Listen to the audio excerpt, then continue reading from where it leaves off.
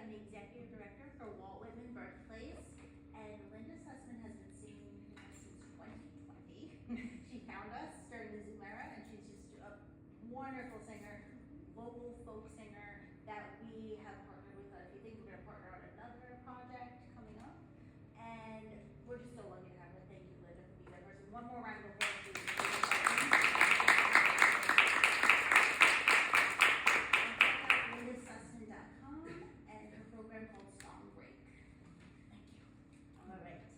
So tonight we do not have George Wallace with us. A lot of you are familiar with him from the poetry scene, but we have Robert Savino with us, who is our trustee and our secretary of the board. And Robert is the heart and soul of the poetry scene on our board. So thank you, Robert, for always being that person.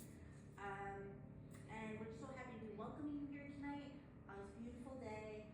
And I hope that you've come here for a tour before, you're familiar with us, but if you're not, I hope you come back for a tour of the house that Walt Whitman was born in 1819, built by his father in 1816. And your support tonight means so, so much. Just your presence and also coming here and making a donation for our event, it all adds up and it means a lot, keeping us here and able to do programs like this. So thank you, everyone, and I'm going to have trustee Robert Savino come on up.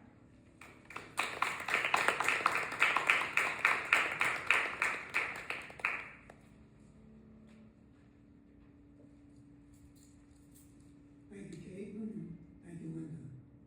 Thank you all for coming. I'm proud to be here representing George. We honor him for 15 years of having this series here. And not only the series, for the workshops that he does here, both Poets Building Bridges program that he has on the second Saturday of the month, and all the dedication and support that George gives to the Walt Whitman Birthplace. Tonight, we have the poet Nolan, joined by Pramila, Venkateswaran, and it promises to be an unforgettable evening, poetry and music. We're going to start with Nolan, the poet, and she's going to be joined by Ray. Nolan is a poet, artist, filmmaker whose work continues in the lineage of the downtown New York City avant-garde, honoring an intuitive vow towards creation. Her art evokes reverence for mystery in forms of her paintings, drawings, poet performances with musicians, photographic works, and films. Born in New York City and devoted to its histories, she has been guided by spirit encounters with downtown artists, poets, elders, and activists.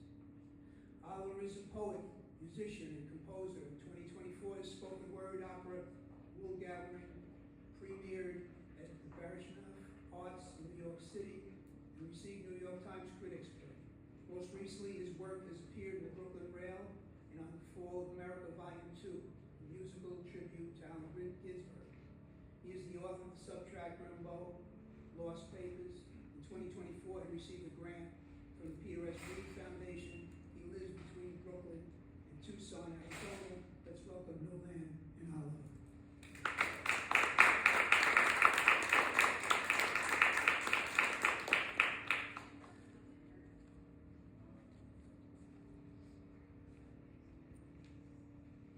Just pick up a copy. If you'd like, if anyone has any CD players, but music's on Spotify. But this song, this next song that I was going to play at the intermission, but we'll swap it, is called Remember Dorothy. It's one of my favorite, more recent songs, and it's about self-exploration, identity, coming to terms with where you might fit in life. Yeah.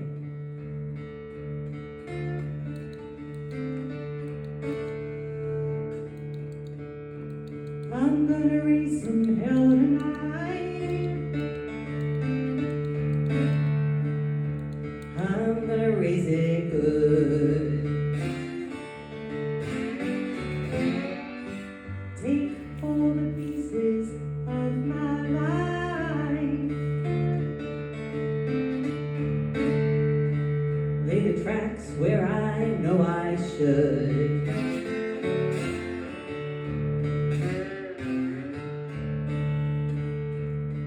There have been so many stormy clouds, always choking out the light. So thick with haze the eye can't see what's on the other side.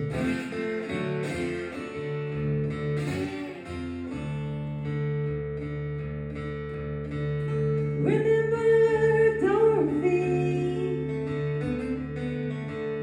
it wasn't poppies set you free.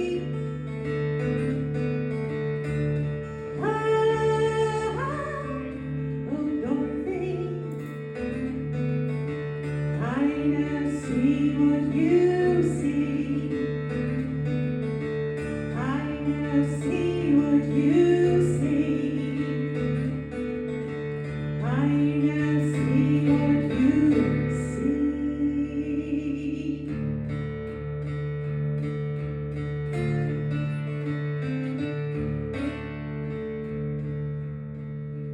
Every closet shields a pain,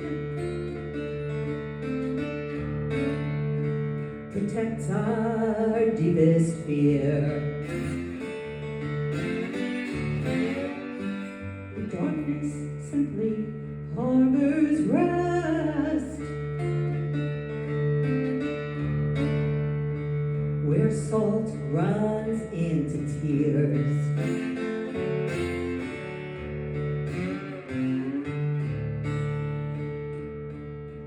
Heaven knows time don't last, not for you and not for me. Let's shave the thorns right off the rose, walk away from withered grief.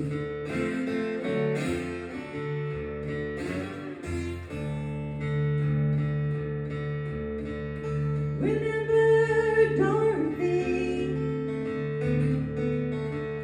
it wasn't poppies set you free. Oh Dorothy,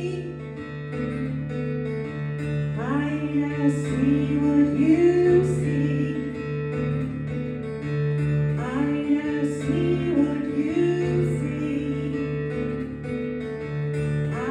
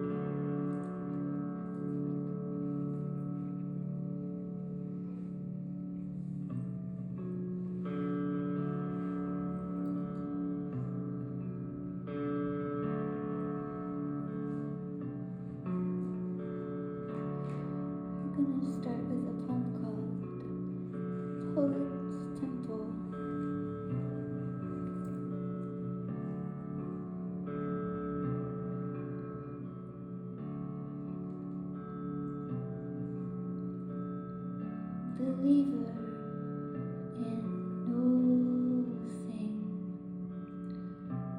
no dogma, dogmatic, rhythmic rhyme.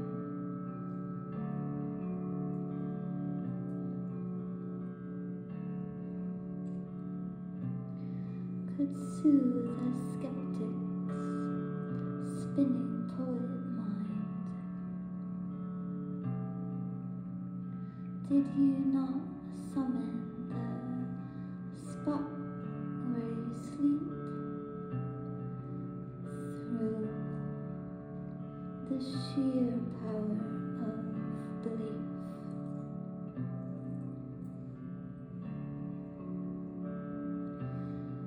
Angel, you who magnify, questioning each twirl of dust,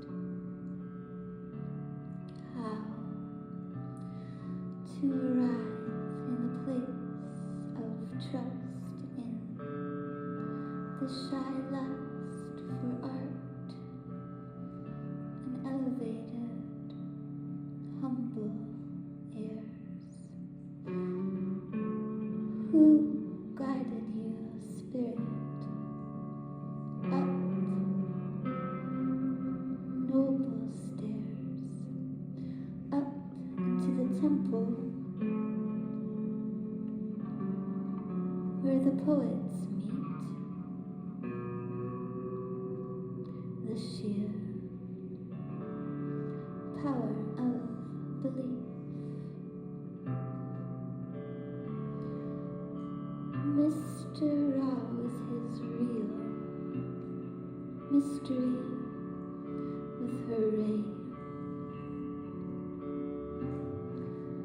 The magician's cloak of symmetries play.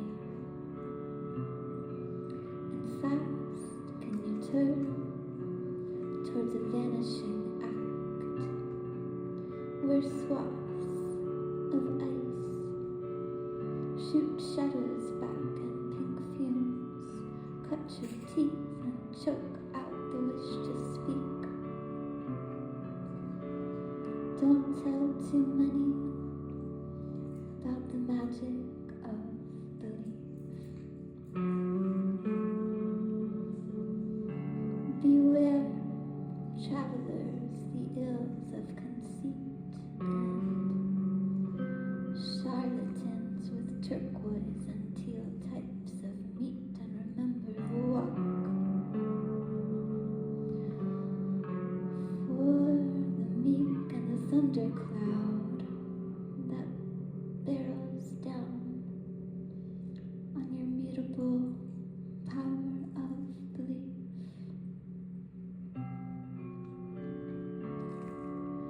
The unknown source spooled from belief's golden thread.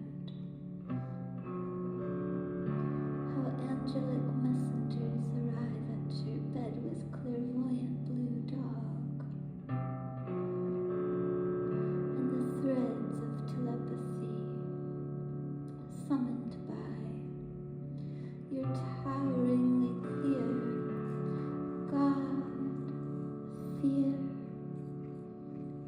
Power of belief.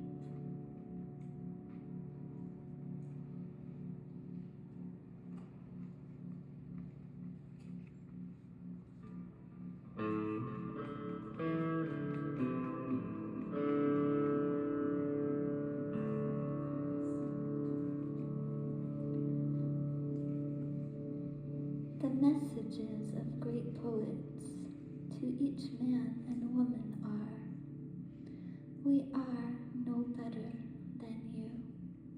What we enclose, you enclose. What we enjoy, you may enjoy. Did you suppose there could be only one supreme?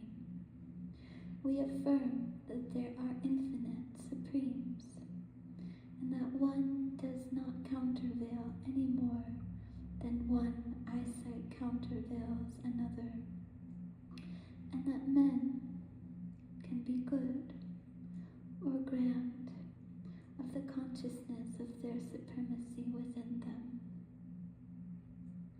Whirl on, master of spasms of sky, and of shatter of the sea. Bards shall be marked for generosity. In affection they shall be cosmos, glad to pass anything to anyone, hungry for equals each night and day.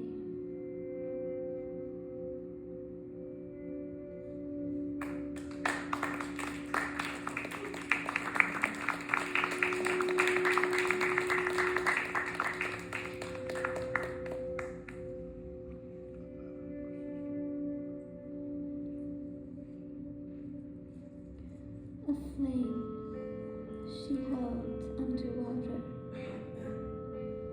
encircled in porcelain, a star gone shot of tar and flight, tip of turquoise, beaded into rain, the sound of a heavy box of grapes, a peonic blink on the threadbare notions, walking the space of a cursed poet. Double twilight, anointed, all aglow, disorder in the trees, Sirwana.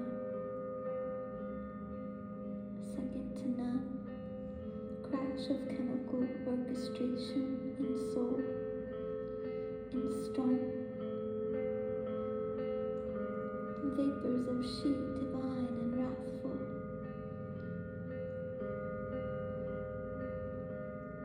Gently seated in her miniature chair at 5, staring entranced on the ground, she leaves for you her spirit and disappears. She turns to a hustle speed, and legs burn up into silver.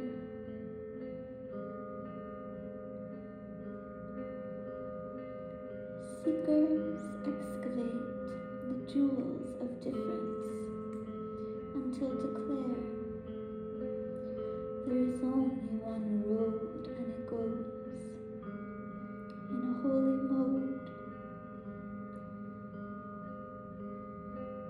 At twilight, both build a room in the field in which to meet. Double steam, devotion to the dream, and smoke pours hourly on the chaos rotations, and all goes clean. Teal, clear in revelation, seated at the desk in the air. Hermitage railroads speed down the flower road towards horizon of butterfly spines, ice lit, a blue spiral in night graves. In the mind's eye, trampling delicate through crimson flags. In the sanctuary waves of what happens when we fly out from the dream, spiraled from a place of deep space, peony snake, snowflower ash, dice tongue, saint and chalk and charcoal, tasted in a tincture, blue oracle piece.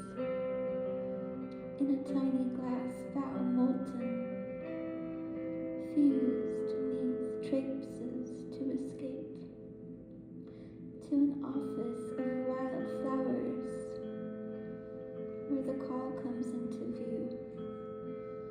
Poet, missive, flames beneath the sea.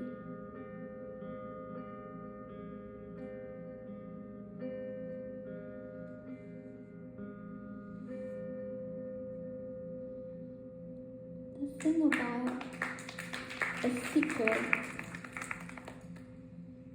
about a secret, when you put it out there, someone might kill it. So it's better to be a joker in robes. What's so bad about a misunderstanding? Gone shots, gone shots. Where they're bombing orphans and refugees. Mercy had the blue-red tinge around the eye. Compassion was a woman who sees through the heart of the translucent earth spinning with the walls of reality burning in spark and ash.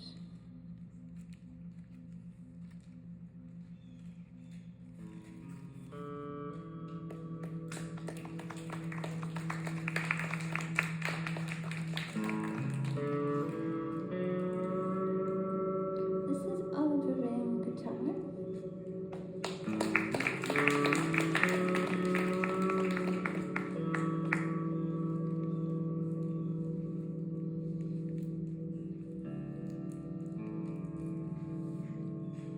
She appeared on a rhythmic corner with an insect glow about her.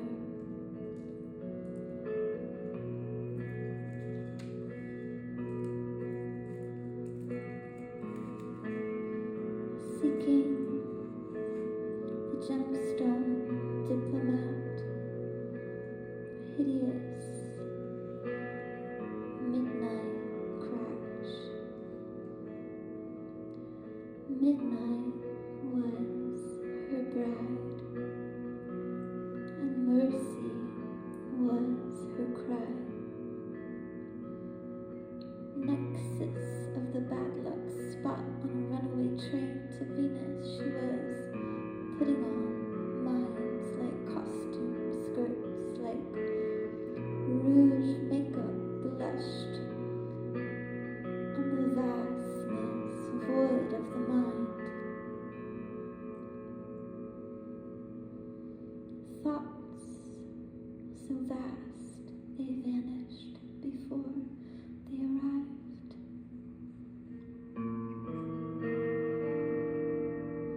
Mysterious excavation approximately enamel. Unfathomable double santo, santo, santo praying by the window. The radiance of a Buddhist passing seance that doesn't believe in an atom. A monk who sees protons as sacred antiquities. Blue excavation, giant night, glowing train, enamel keys, letter teeth. Mystery at risk. Devout wind, billowing saint. Gravity, grace of the one-way, corrosive imagination practiced on the real.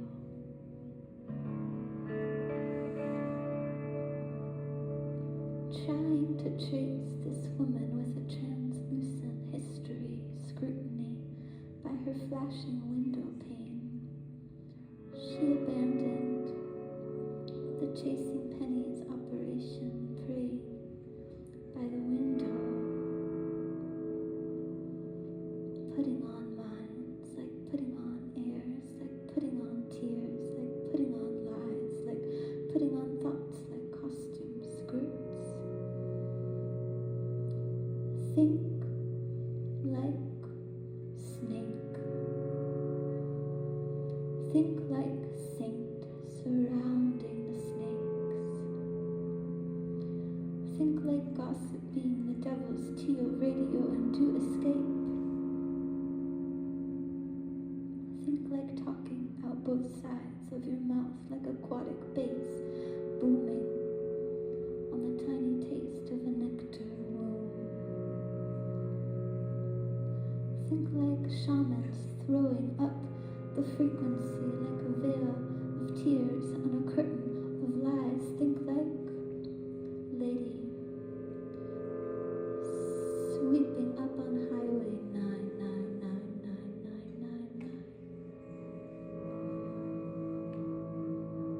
Think like who bombs, who bombs, who bombs. Think like tiny babies, blinking, blue-eyed, pale-veined, and sleepless.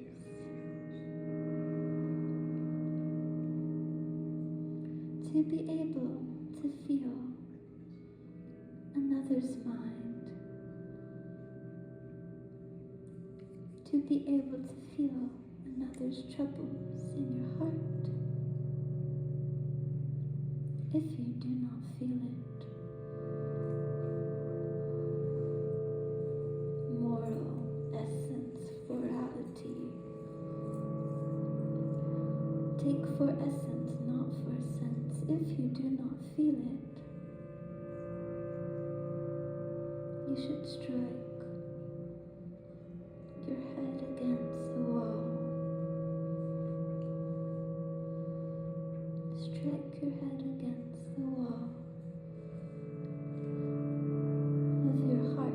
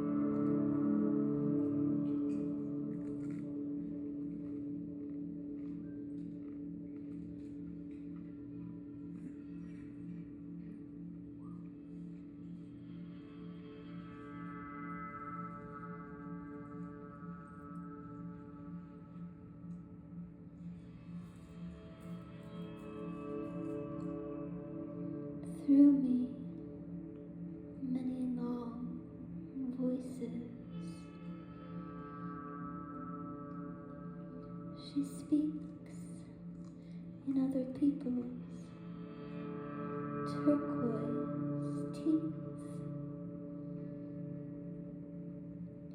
and of voices the hills echo.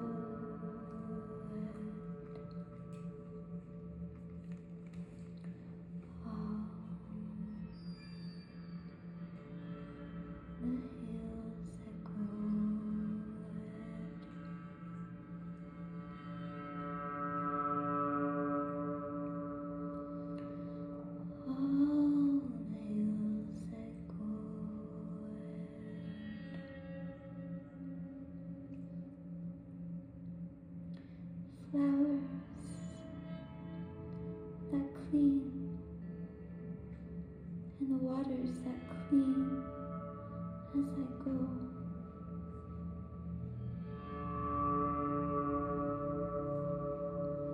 On a poet's lips I slept, dreaming like a love adept, and the sound is breathing kept, nor seeks, nor finds the mortal blisses of shapes that haunt thoughts' wildernesses. Don't mind her thievery, she is just a reliquary, and she speaks in other people's teeth. Bygone poets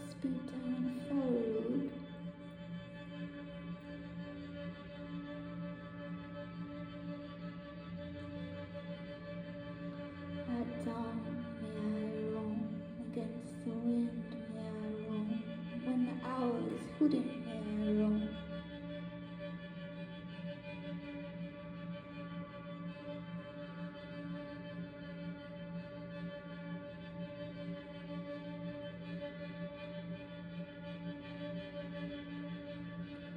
Through me, forbidden voices, voices veiled, voices by me clarified and transfigured. Through me, many long voices, translucent, whatever goes into the tilth of me.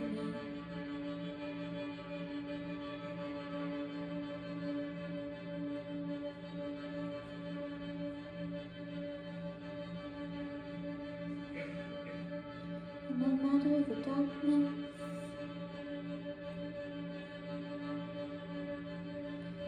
they will always keep being born. Poets made of shining like truth's arrow, fine-tooth comb, rising out of the sea and cement, passing down notes and scrolls and keys. They will always keep being born of floral, moral essence and heart, made of beams of shining light and truth and mercy. They will always keep coming and coming and coming and rising out of the sea and cement, rolling themselves into small balls glowing like mercury. St. Elmo's fire, cleaning like flowers. They will always keep being born. And they continue at the horizons.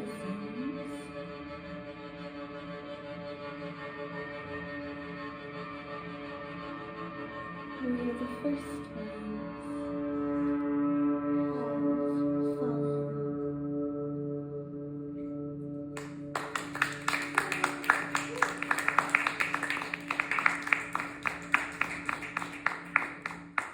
Thank you so much for having us. We are very happy to be in this beautiful space.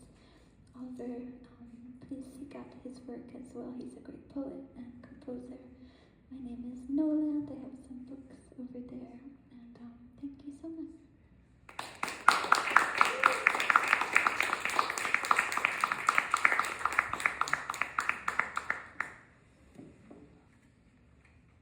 That I wrote a couple of years ago, and I guess it's 3 now, at the start of the war on Ukraine, and it's called Chain of Hope.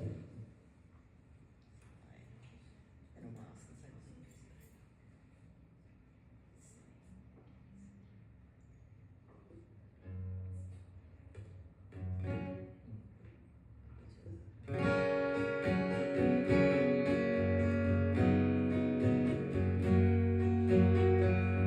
The world is watching in disbelief,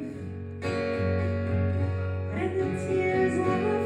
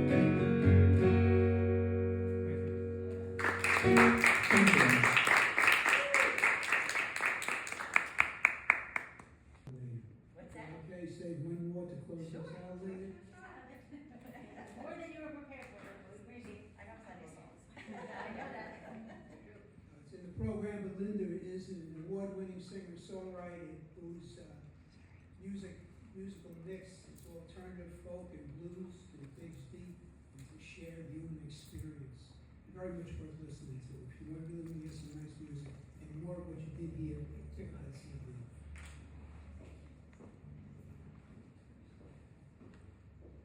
Our next reader, Pramila Venkateswaran, poet laureate, Suffolk County, Long Island, from 2013 to 2015, was my predecessor, actually. She is the author of many poetry volumes, the most recent being We're Not a Museum, winner of the New York Book Festival Award, and Exile is Not a Foreign Word, Capricorn 2024, Tamil Dalit, Feminist Poetics, Roman and Littlefield 2024 is her latest book of literary criticism. She is a co-director of the Mawala South Asian Diaspora Poetry Festival, and I believe one of the books is over on the table over there, so if you enjoy it, come buy a book. Welcome, Pramila.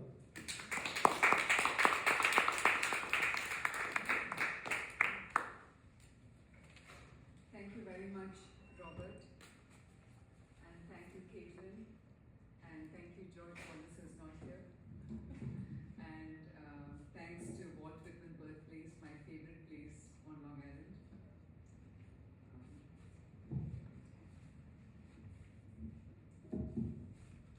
So my recent work is Exile is Not a Foreign Word.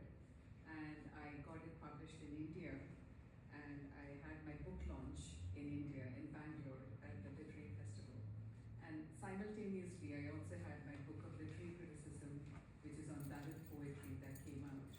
So today I'm going to begin with 3 poems that I've selected of by Dalit poets. So in the book that I wrote on Dalit poetics, it is basically focused on Tamil Nadu. And my mother tongue is Tamil, and so I decided that I would translate these poets. So the first poet that I'm going to read the translation of is Aranga Mallika, again a Tamil poet. And for those of you who do not know what Dalit is, Dalits are the lowest caste in India. So they are the most marginalized, and I decided to focus on the Dalits, particularly in Tamil Nadu, and their poetry. I felt like the English reading public does not really know about Dalit poetry. That's the reason I wrote this book. And most of the Dalits rejected in Hinduism, and they started following Buddhism, and this was the major thing that happened in the 20th century. So this poem that I'm going to read is about the Buddhist faith that this poet Aranga Mallika is writing about. So first I'll read in Tamil and then I'll read the translation. Niral. புத்தரை பின்தொடர்ந்து ஆனந்தர் நிழல் ஆனந்தம் இனிது நிழல் பெய்துக்கு நிலவும் ஒளி ஞான ஒளி நர்த்தவம் நர்த்தவம் பேரானந்தம் பேரானந்தம் ஆனந்தர் நிழலே ஆனந்தர் அன்பு நிழல் அரும் நிழல் அன்புடையார் எல்லாம் உடையார். And my translation, shade. Ananda closely shadows Buddha. Shade is blissful. The present shade from heat. The light of the moon is a light of wisdom. Silence. Silence brings rapture. Rapture is Ananda. Shade is Ananda. Love shade. Virtuous shade.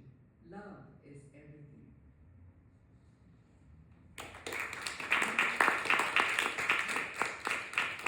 This other poet that I translated is Sugirtharani, one of the very famous Tamil Nadu poets.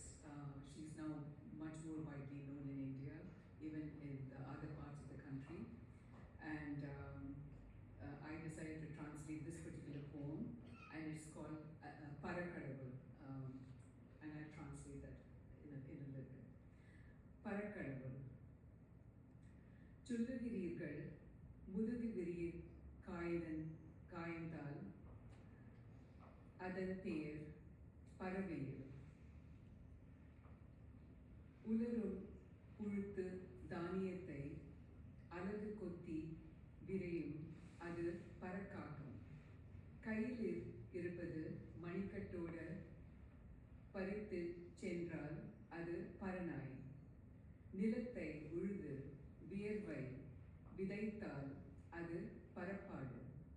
சகலத்திற்கும் இப்படியே பெயர் என்றால் இரத்த வெறியில் திளைக்கும் அது பேர் பரக்கடவுள். And my translation is called Paraya God. So the word Paraya is a Tamil word and it denotes outcast, referring to the Dalits as the lowest caste. And so the British brought that into the English language and we use the word pariah. That's how we pronounce it in English. But in this poem, I've kept to the original translation in Tamil because that's what makes sense in the poem. Paraya God. You call the heat scorching your back Paraya heat. If you scatter ripened grain, wasting becomes Paraya waste. If someone snatches from your hand all the way down to your wrist, you call them Paraya dog. When you work the land with the sweat of your brow, your labor is Paraya hard. If everything is prefixed Paraya, what will you call my boiling rage, you Paraya god?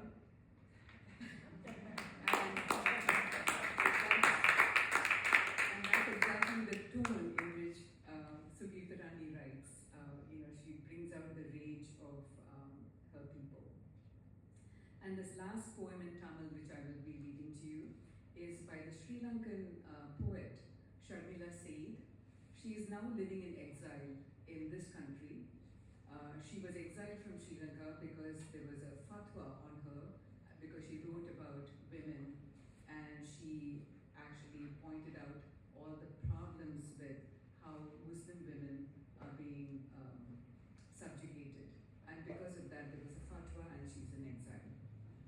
And so I translated this particular poem, which is called Chivappu, red. Chivappu.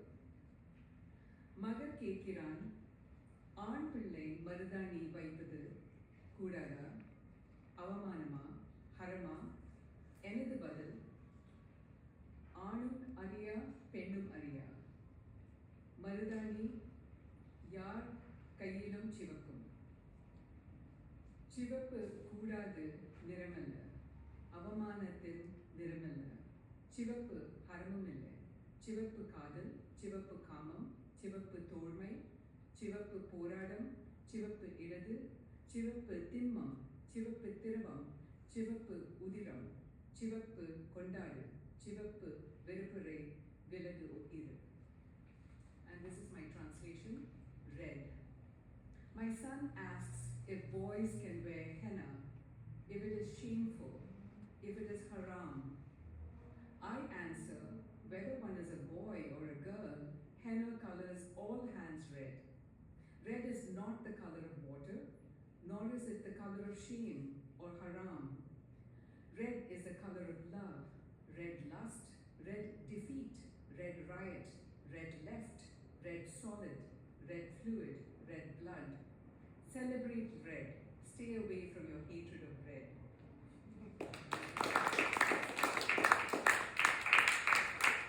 Thank you. So I really enjoy translating some of these Tamil poets because I feel that especially the poets who are writing, taking great risk to their lives, I think it's really important for us to hear their work. So this latest book that I wrote, Exile is Not a Foreign Word, it took very long in the making, and it actually explores different geographical areas around the world, and particularly South Asia and the Middle East. The book is essentially about the borders that we create and the way these borders affect us psychologically, and also the kind of resilience that human beings have in order to achieve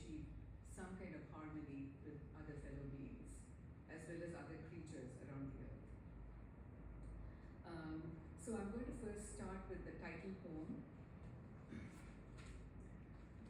which is Exile is Not a Foreign Word.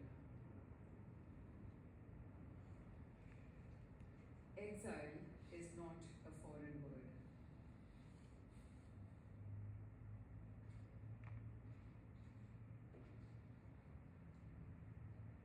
To understand exile, you have to look further than the family down the street who lost their home and all they owned, including their pets in a fire or a foreclosure, or the mass of people reaching their arms out to rescuers who pull them out of the water in the sudden hurricane that sweeps the coast where you live, or the birds that drop dead at your feet and you smell the smoke of wildfire blazing through a forest up north. You don't have to look far to understand exile and homelessness. True, you still have a state to claim as yours, but the sensation of being in a vacuum, a dead zone, arises when your name etched on an identity card or online records cannot verify your existence. Yes, that too is a reality of anyone who swears by a country, not to mention if your palms are charred and your face alters with hurt.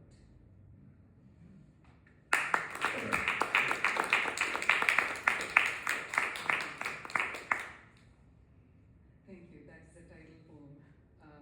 I know it's sort of heavy as I begin thinking about in terms of the way we are exiled. But at the same time, I think language gives us that ability to put some of our emotions on the page, and it allows you that kind of distance, so you're staying more with the experience. It gives you that lens, that framing. And the poem that begins the book is called Walls, a Poetics. And this opening poem gives us a frame for the entire book. It offers a poetics, which is something that I describe more in detail in this very long poem that's written in several sections.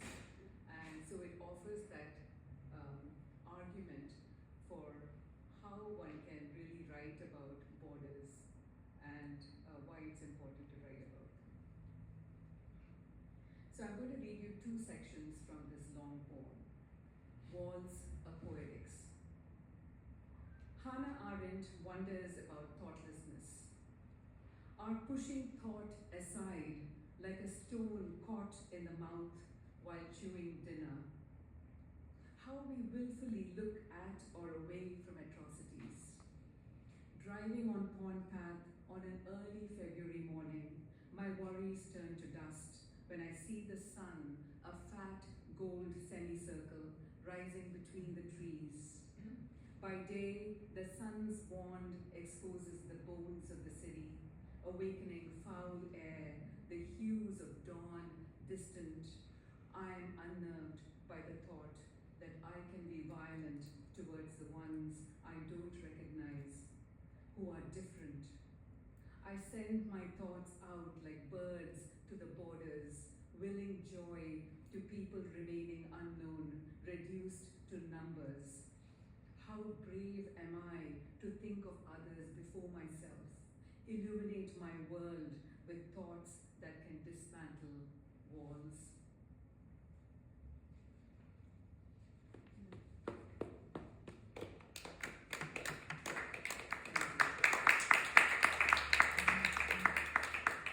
So Hannah Arendt, that I refer to in that poem, again, the message of Hannah Arendt sort of echoes through the book. Hannah Arendt was a Jewish philosopher who wrote about the trial of Whitman, and she said something extraordinary.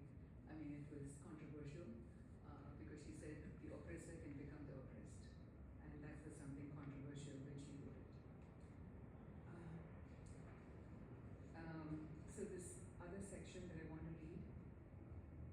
The handwriting on the wall, cracks in the foundation, a mother's confession, a leader's policy to exclude, mountains of trash, shrugging off scientific truths as hoaxes, attacking tiny countries, refusing to sign treaties that can save humanity, dropped words, the sound of tearing, the crooked break of the rind, birds falling, glyphs in understanding, stench of a dying planet, will separating from understanding. It happens in increments. We are cursed with hindsight. The handwriting on the wall is visible only on hindsight. The handwriting is in invisible ink. Years later, we take our iron to the wall to steam out the letters.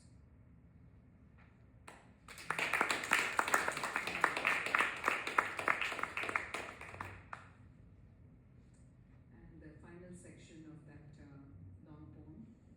It's too late, they say, about the bank of the river disappearing.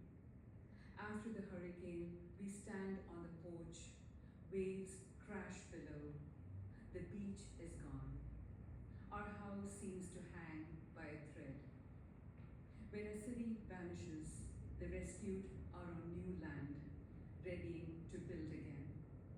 You lose hope one day, gain it the next. Hands join and structures grow. We are experts at repair. We can't fix the family, but we are good at steadying a wobbly table, cleaning a polluted lake. We also know to quit saying, too late, the mantra of hopelessness. Our minds, seldom fixed, are rocked by brain waves, bringing us closer to shore. The page is the wall I write on. It is porous, it breathes. It invites you to breathe. Daily, my lines go up on this wall. I add, change, erase. This wall is malleable. I can take it down. I can put it up. I can add layers. This wall traverses the globe. This wall can be memorized.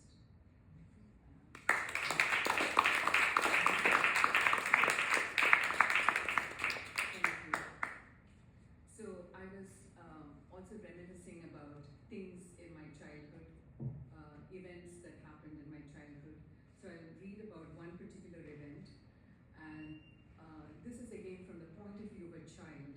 So usually when we look at news reports, etc., we only hear adults talking about what happened, right? But it'll be interesting to ask a child, what do you see, what do you hear, what happened, etc. So I tried to go back to the time when I was the child and how I experienced that particular moment. And this was a moment in 1965 when the Indo-Pak War happened, and there was a mandated blackout. We were living in Mumbai. At that time it was called Bombay, and it was central Bombay. And we were living in this tiny little apartment, me and my siblings with my parents. I was probably 5. Yeah.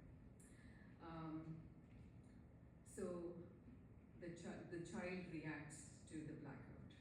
Mandated blackout, Indo-Pak War, 1965. Bati band karo, lights off. A call from the Gurkha police on patrol cuts the night, traveling up 3 balconies to the thin flame Amma has lit to check on the baby. How can Jet see this pinprick light, she mutters, snuffing it out. Baba tut-tuts. I open my eyes, smell lamp smoke, powder and diapers. No shadows. My parents are 2 blobs. My brothers, smaller blobs, snuggling close to Amma. The barred windows are silvered by a moonless dark. I'm afraid to look out. I know science circle below. A black well, 2 roads branching from it, spreading a nightmare. Trees within its fence changing into giants. I make faces at my brothers, open my mouth into a big O, grimace like a witch, make horns, stick my tongue out. No adult threats of stop it, what I'm eating? I pull apart my oiled braids, so my hair spikes like porcupine quills, stick my pinky up my nose, and eat a burger. And still no shout from Amma, no yanking of my elbow her rings cutting my palms as she plunges them under a tap. We sleep in dark, curled on the floor, and wake up to a brilliant day as if the war were elsewhere.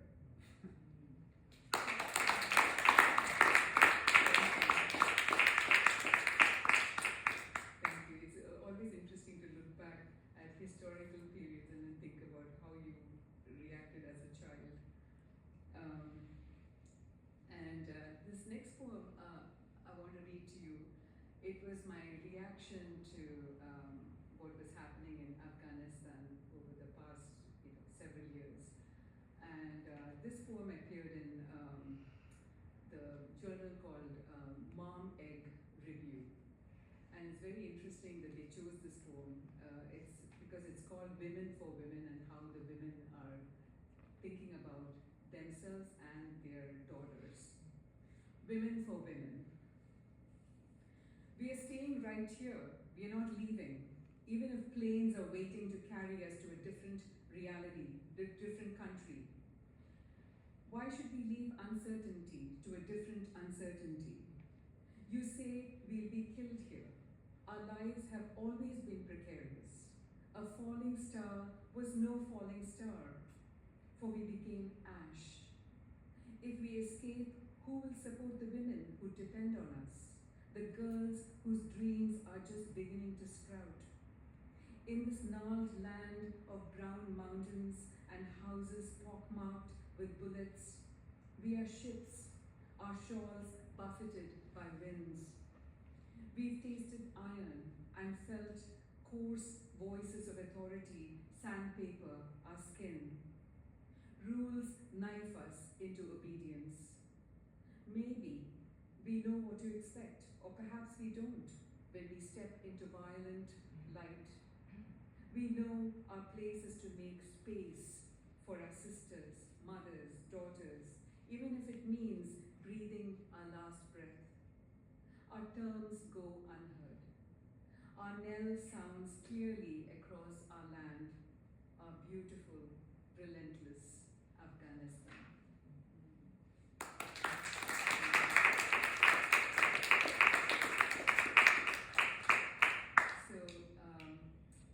Years ago, so I'm going to take you back to 1989, very important year, and that was the year of the fall of the Berlin Wall.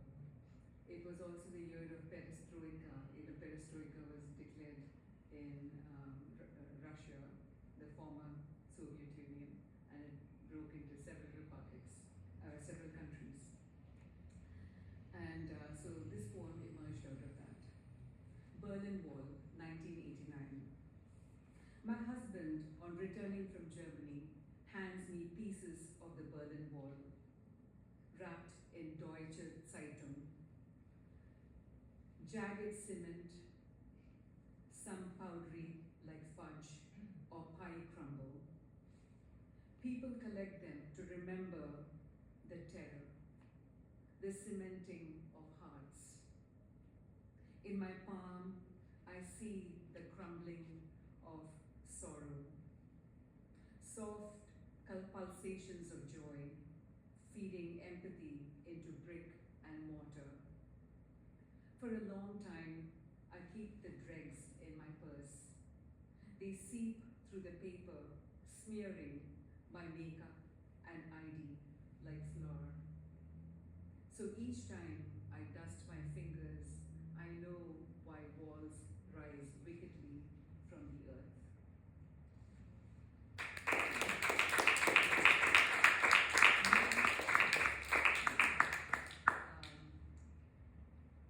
And this next poem that I'm going to read, I think it was a photograph that I saw in the newspaper, and it just struck me. How do people actually carry on with their lives in war-torn regions, or even right now in our particular reality here in the United States? How do we carry on from day to day? And so this poem is something I think all of us here can relate to. It's called Bread.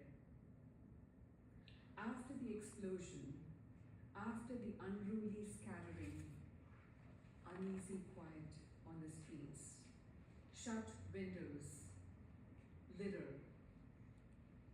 The baker turns on the light in his shop, wipes the front window with its single bullet hole, springing rays of splintered glass, and begins to knead the dough.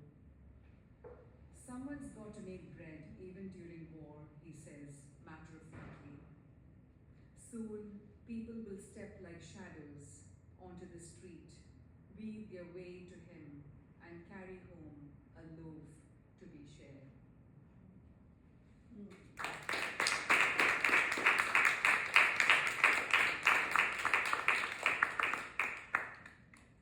And it just struck me when I read that, and now that I'm reading the poem, that food is something that, it brings solace, even if it's for a few minutes. It is what sustains us. So moving on to other creatures, what is the fate of many creatures around us? I wrote a lot of poems about elephants, and I don't know if you've been very close up with an elephant. Have any of you been very close up? Oh, that person raises their hand. Yeah. So a few years ago when I was in India, I went to an elephant sanctuary. So this was run by one of my sister's friends. She had created that sanctuary, and somehow she managed to get some funds, she got land, and what was beautiful was she had rescued these elephants, and these were elephants from the different temples in India, and they were suffering greatly because they had lacerations because of the chain that they had to wear, or maybe sometimes the elephants are dressed with, great finery and all of that. It's so hard for an elephant to carry all that stuff. So people don't realize that this actually harms the elephants. So these were injured elephants that she was rescuing, and she kept them in the sanctuary. So I got to see these elephants up close. You can touch them, you can come close to them. But of course, some elephants you cannot go close because they suffer great trauma. So you have a vet coming in every day to take, to put ointments, etc. on them. So anyway, so I wrote a lot of poems about the elephants sitting there, and my sister was busy sketching and drawing elephants. So this comes out of that. Pachyderm refugee. There she lay, a boulder, panting in a muddy pool, a large tear on her wrinkled posterior, opening smooth pink flesh. Don't look away as the men, dhotis rolled up their thighs, bathe her, intoning, Iriana, Iriana, soothing her. Bow your head as you did at the temple when she blessed you with her trunk. You did not see her legs and torso cut by chains, tying her to the floor of a temple wall. Weep as the men hose her, grey skin, flapping open like a door to reveal the wound. You wince as their brushes rub her obedient body, stuck in torture's groove.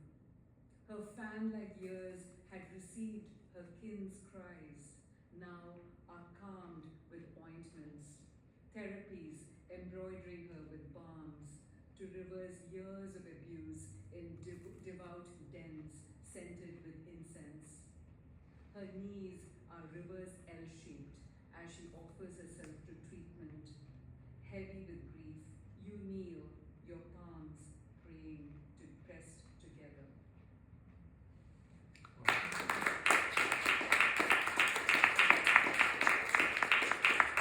Thank you. So that's a satire. You'd rather pray to the elephant. You don't need to go to the temple. So, how are we doing with time? Okay, still have a few more minutes. And so here is a poem. How are we doing here? Are you all okay? I hope I'm not droning on. Okay. Okay. So I had some fun with this poem. So I wrote it in this form. And a friend of mine who was an artist in Canada, she had a show of artwork. So she said, oh, this looks more like artwork. And then she put that up. So it's written in this manner. It's not, I mean, as a poem, it's basically talking about wars. That's the reason I use this particular format. hubris. What are the ways we wall ourselves in? I wall myself behind layers of prejudice. Culture walls us in layers of stereotyping. Oh no, Hannah's here. Hurricane Hannah.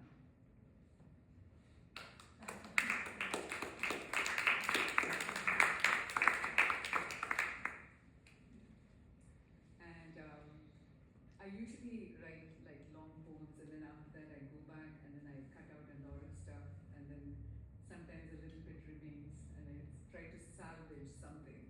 So this is a poem where I've salvaged a tiny bit from a very long poem. So that's called, getting rid of your darlings. So there's a lot of darlings, filling like several drawers. So this one used to be called Flag, and I changed the title to Innocence, and you'll see why.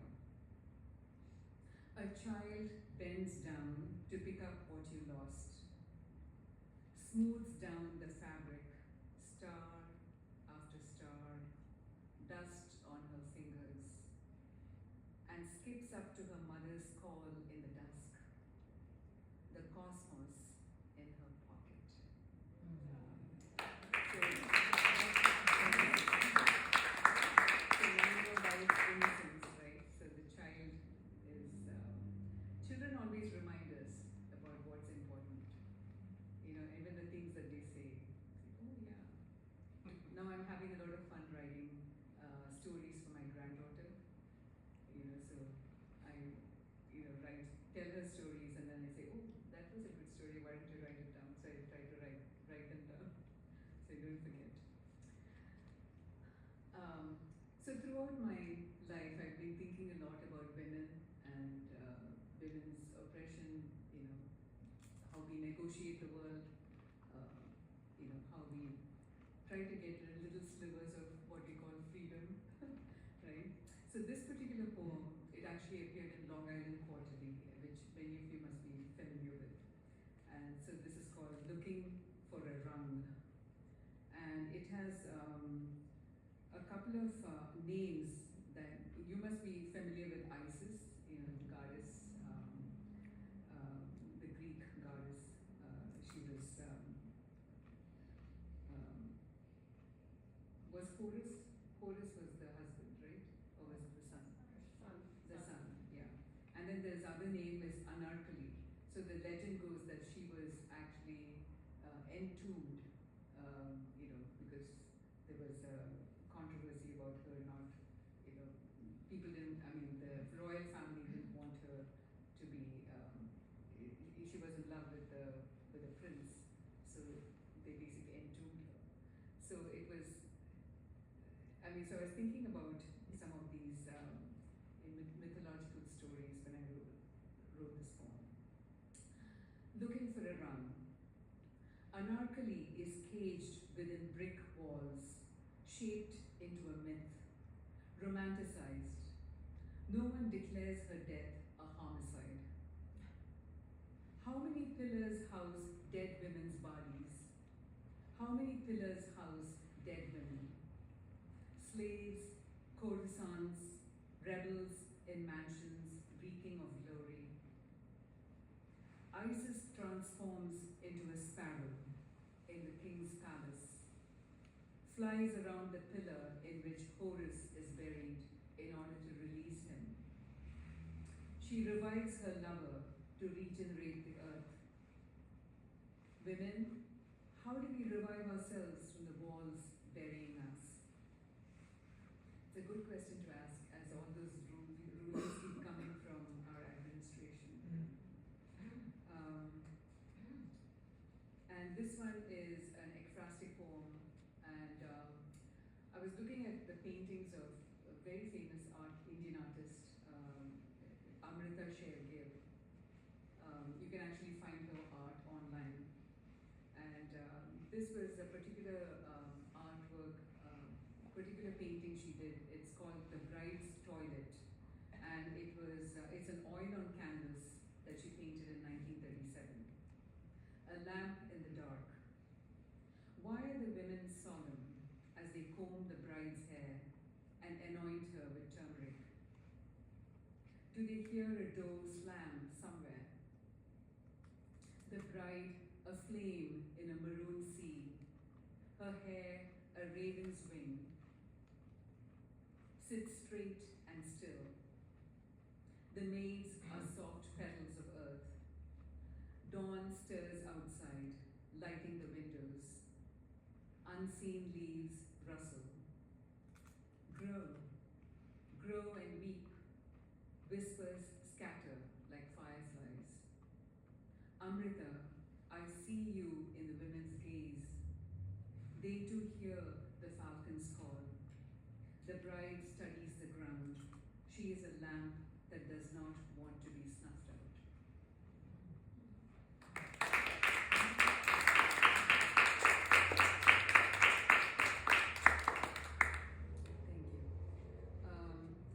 I've written like longer poems about natural disasters, etc. But there is one that I'd like to read. I wrote this poem when my mother was right in the middle of a huge water shortage in Tamil Nadu. And the thing is, it's really important to think, I mean, not important, but what I mean is that it entered my consciousness that water is that which sustains us. We can even live without food, but we cannot live without water. And in Tamil Nadu, when there was a water shortage and my mother was disabled, she was unable to, find water, and I was struggling here trying to find a way to get water to her. And it was psychologically, it was like terrifying to think of my mother without water, access to water. And finally the water tanks did come, and then she managed to somehow get the water pumped into her apartment. And at the same time, simultaneously, there was a huge fire in California. So when I wrote this poem, there were like two parts of the world, both coming together. And I was like, oh my God, here there's a fire and there is a water shortage. Deferred answers. If tears could fill our wells, they would overflow, create water vapor and much awaited rain. But heat has killed the tears in our eyes. We pray, dry-eyed, how to squeeze a passing cloud for a few drops. Fields lie parched. Farmers in Northern California leave their farms to find relief. My mother, fretting about her brown tap drizzle in Chennai, worries. Kartati, never seen anything so wild. Fires devouring redwoods and homes, choking cities with smoke. No amount of hosing quenches the flames. Broken, broken, should we stay or flee? The circle of fire engulfs us. Water, water, hello, is anyone there? They say in the desert you can hear silence speak. See pink flowers struggle up from between rocks. Tear a juicy stem to drip water on your tongue.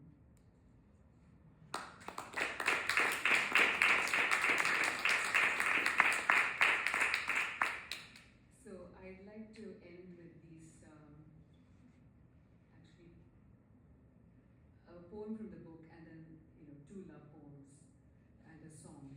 I think I'll sing a song. Okay. So the poem that ends my book is called "The Lull Between Waves," and in this poem, I feel that we can learn so much from animals and birds. So the poem focuses on a bird.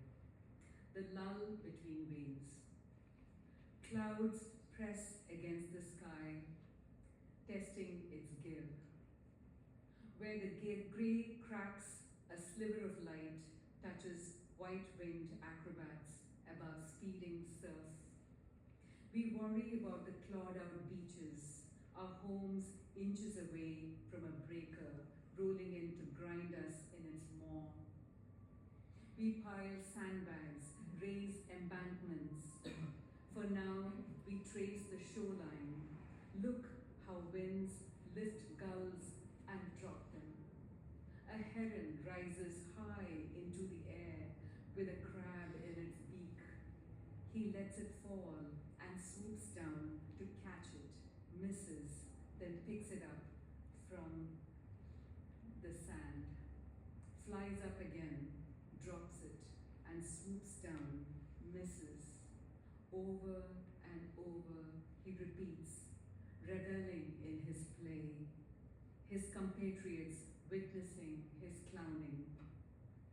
They know the measure of flight, how to allow being buffeted, unresisting, when to wait for calm.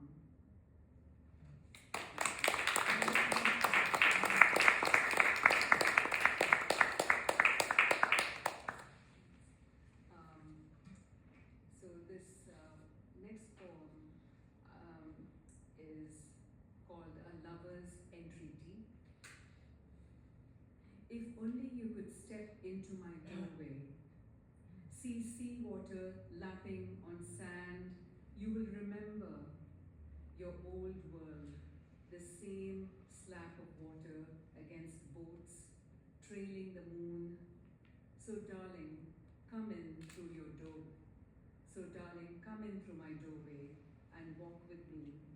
The drone of choppers will soon become ambient noise, our kisses shielding us from black clouds.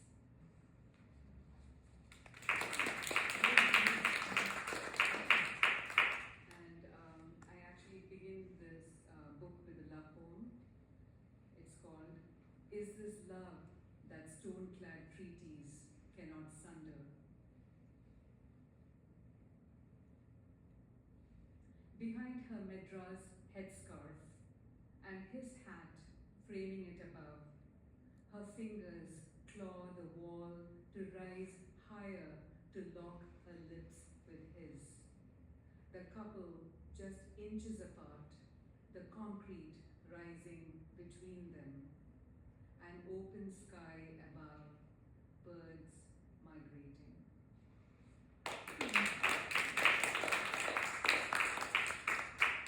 And I'll end with this song, and this is for the children of Gaza.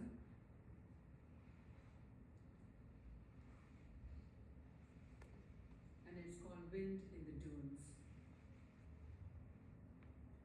Draw the face of a child on the desert floor, so drones see it before they bomb from above.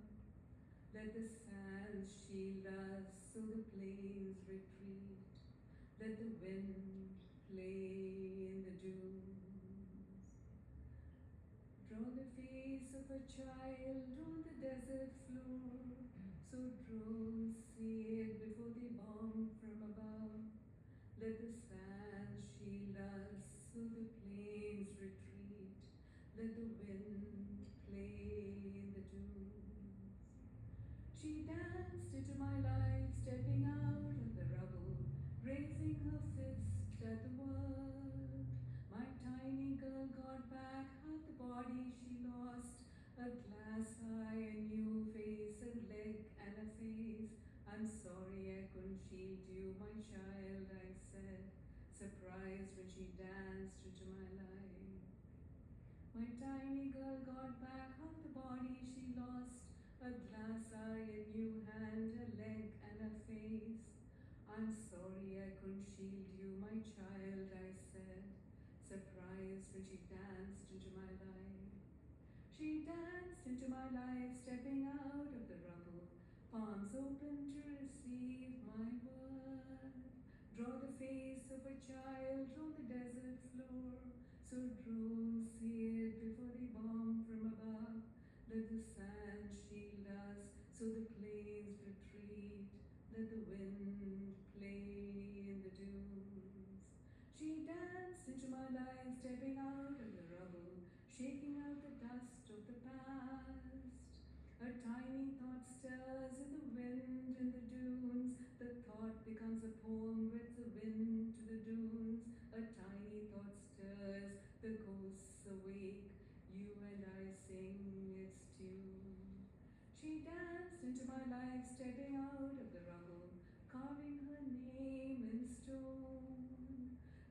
face of a child on a desert floor. So drones saved before they bombed from above. Let the sand shield us, so the planes retreat. Let the wind play in the dunes. She sang me awake, leading me out of the rubble to find the wind in the dunes. To find the wind in the dunes.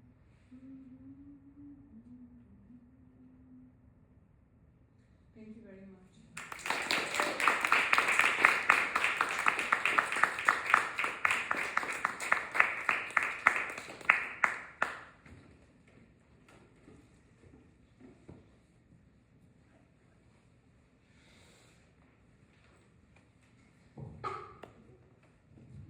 Thank you, Pramila. Before we bring Linda back to close it out, I'd just like to thank everybody for coming.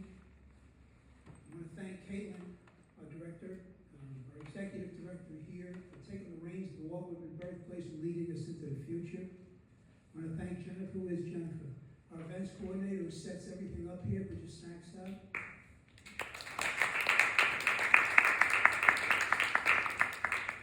I want to thank Nolan. A very different poetry presentation. She set the table with poems instead of plates and mysteriously picked the menu. It was wonderful.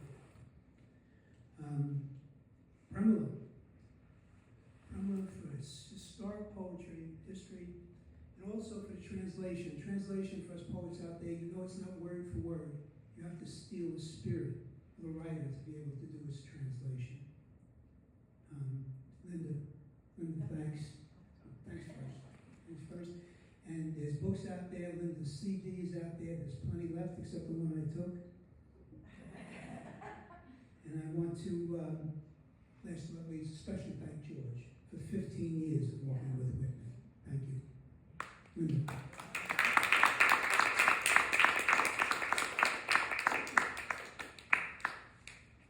An album.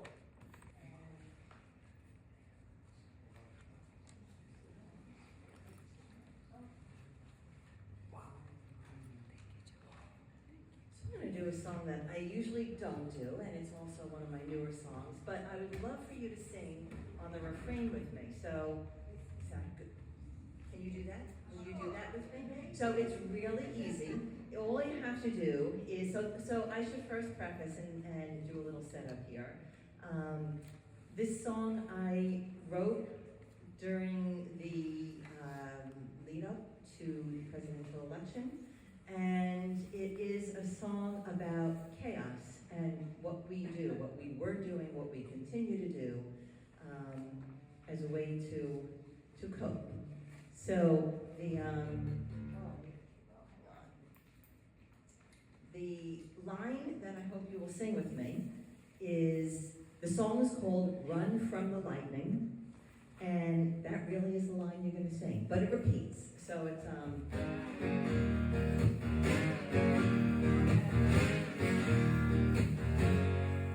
you gotta run from the lightning. You gotta run from the lightning. You gotta run. So it's like that. You want to try that before I get into the song? All right. 2, 3. You gotta run from the lightning. You gotta run from the lightning. You gotta run from the lightning. You gotta run. That's great. That's great. Okay. You're going to keep that going. It's going to come around a couple times. All right? And move it up. And sing with me. Yes, you. Everyone can do this, all right? Let's see. I remember the words here. I wasn't planning on whatever. There.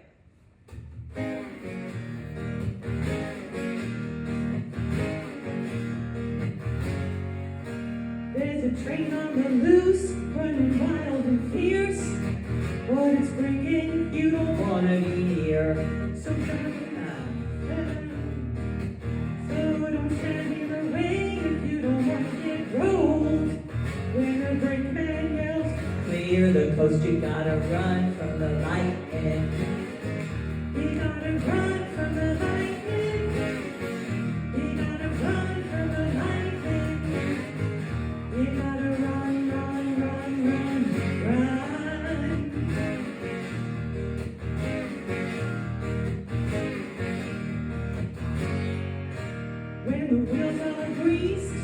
switches thrown. What grows and rumbles in the night alone is the weight of steel with its heavy load.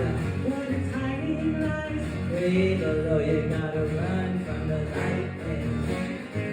You gotta run from the lightning. You gotta run from the lightning. You gotta run, run, run, run, run. You sound great. I can hear you. How many times we've heard that whistle blow? Say bloody sound heavy, melt their soul. When we round the bend, like they on a whole damn track. That's our cue, we won't be right and back. We gotta run from the lightning. You gotta run from the lightning. You gotta run from the lightning. You gotta run, run, run, run, run. You gotta run from the lightning. You gotta run from the lightning. You gotta run from the lightning. You gotta run, run, run, run, run.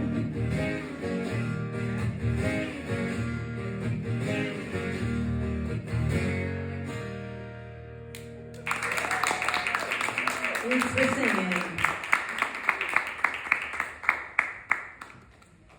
I promise I'm being quick. Linda, you're amazing. I love that you added a song that we sang along to. That's for you. Again, I just want to thank you all. I also want to say thank you for bearing with us with no AC. It gets very warm in here, and our HVAC has been driving us crazy, so thank you for that. And just really quick, I think we have our wonderful gardening event tomorrow. We also are partnering with the John and Alice Coltrane House. They're not quite open yet, but they are soon. They'll be with us on May 10th for Sonic Transfigurations, Immersive Listening Experience with Ash Rucker. And a lot of people don't know this, but Alice Coltrane was very influenced by Eastern culture, and she was also a musician herself. So it's very different from John Coltrane. It's so interesting. She went in her own direction, and unfortunately, a lot of times women didn't get the recognition, but she does deserve it. So I hope you join us for that. And again, thank you for your presence. See you soon. And please